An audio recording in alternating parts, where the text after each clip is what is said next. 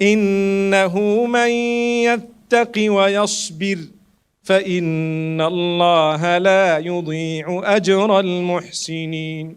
Indeed, the one who has developed the correct relation with Allah, meaning developed their taqwa, consciousness of Allah, and the one who is patient. Those are the two qualities you need. Patience, which means it's going to take some time, and taqwa, steadfastness, consciousness of Allah. I always say taqwa, the deeper meaning of it is to develop the correct relationship with Allah that will save you from hellfire, grant you entry into Jannah, inshallah.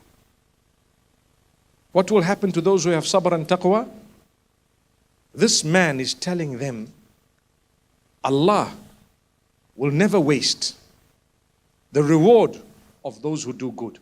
Which means goodness is in those two things, sabr and taqwa. My brothers and sisters, whatever you're going through, sabr, taqwa.